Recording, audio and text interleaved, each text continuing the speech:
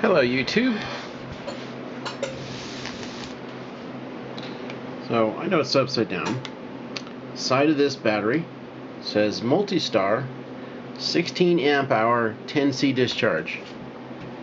So essentially what that means is that this battery pack, without harming the batteries, will discharge at up to 160 amps. That doesn't mean it won't discharge at a higher amperage, because it can, but just that that's the safe limit. So if you want to discharge, say, like at 300 amps, yeah, it'll do that, but you'll probably heat the batteries up or cause some other kind of problem. But 160 amps is a lot of amperage. So back to here. Okay, so this is 8 packs across and a total of 32 cells for a total of 131 volts when fully charged.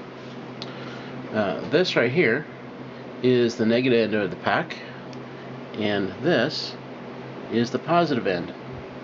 And from here to here is 131 volts and delivery of something like 160 amps plus a lot more. Well, when you think of that in terms of your house, so your breaker panel in your house is 220 volts, so it does have that one thing ahead of what I'm making this comparison as. But nevertheless, the half the panel is 120 volts or so. That's close enough to 130 volts for comparison's sake. And that one half of the panel is still going to be at whatever the breaker panel is at. So let's say it's a 160 amp breaker panel, just to make apples and apples comparisons, which is a very typical breaker panel amperage, by the way, for a house. So here you have a 160 amp breaker panel, and you've sliced it in half, so you've only got 115, 120 volts on one side of it. But nevertheless, it's still being able to deliver that full amperage. So that's what this battery pack does right there, is half of your breaker panel, because 130 volts, 120 volts, close enough to the same thing, and 160 amps.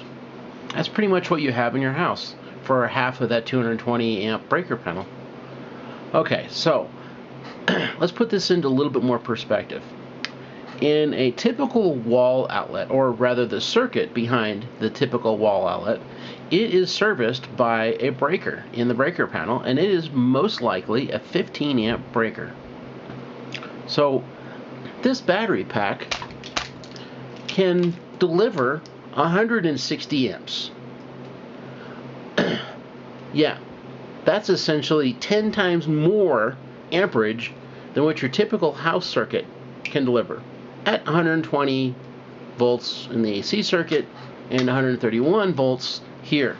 So it's a fairly close comparison between what you have on the wall and what you have here in this battery pack.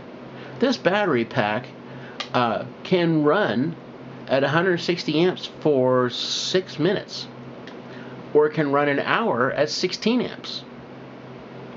So 160 amps, that's like powering, being that it's 131 volts, that's like powering one whole half of your house for 6 minutes.